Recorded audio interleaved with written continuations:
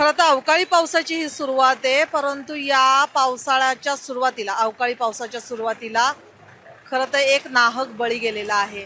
आता आपण पुण्यातील नवशा मारुती या चौकामध्ये उभा आहोत आणि तुम्ही जर बघू शकत असाल तर माझ्या मागे एक टपरी पूर्णपणे उद्ध्वस्त झालेली तुम्हाला दिसत आहे आणि या टपरीवर जी काम करणारी महिला होती तिचा झाड पडून मृत्यू झालेला आहे. माझ्या मागे तुम्ही बघू शकत असाल तर आता क्रेनद्वारे ही झाडं काढण्याचं काम सगळं चालू आहे आणि ती खरं तर खूप जुनी जुनी झाडं आहेत आणि पावसाळ्याच्या या पार्श्वभूमीवर खरं तर झाडांची कटाई होणं फार गरजेचं आहे.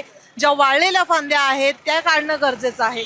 प्रशासनाकडनं मात्र या कुठल्याही प्रकारच्या हालचाली झालेल्या नाहीयेत. अग्निशामक दलाचे काही सहकारी आपल्या बरोबर आहेत, त्यांच्याकडून आपण जाणून घेणार आहोत. भरत कुमार म्हणून आपल्याकडे बरोबर आहेत. काय झाला होता नेमका इन्सिडन्स आणि त्या महिलांचा काय म्हणजे हे झालं?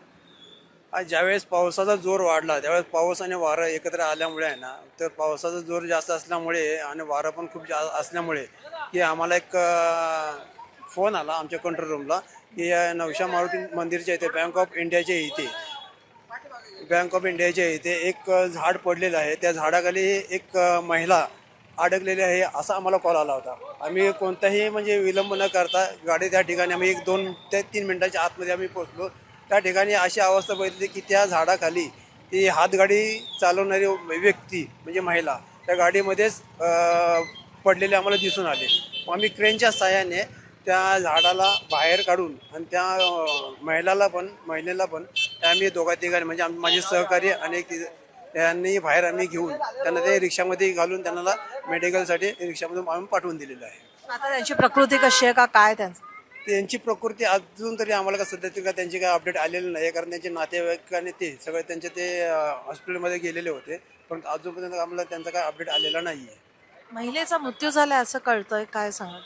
तरी त्यांचा अजून आपल्याला काय निरोप आलेला नाही. आम्ही तरी काय असं सांगू शकत नाही, कारण ते मेडिकलचा रिपोर्ट आल्यानंतर आपल्याला समजेल की बाबा काय झाले काय नाही ते. धन्यवाद आमच्याशी बातचीत केल्याबद्दल. तर जरी अग्निशामक दल हे नेहमी तत्परच असतं, प्रत्येक वेळी कुठली घटना झाली की ते तत्परतेने म्हणजे अगदी अवघ्या 3 ते 4 मिनिटाच्या आत प्रत्येक अग्निशामक दलाच्या गाड्या ह्या घटनास्थळी असतातच. मागच्या पावसामध्ये 2 दिवसांच्या पाऊस जो झाला 2 दिवसांपूर्वी जो पाऊस झाला होता, या पावसामध्ये जवळजवळ 12 ते 14 झाडपडीच्या घटना झाल्या होत्या आणि आज पण अनेक ठिकाणी झाडपडीच्या या घटना झालेल्या आहेत. अवकाळी पावसामुळे वादळ, वारं आणि पाऊस या सगळ्या घटना होत्या, परंतु पुन्हा एकदा सांगते की ही जी झाडं आहेत यांची कटाई होणं फार गरजेचं होतं, जे प्रशासनाकडून झालं नाही.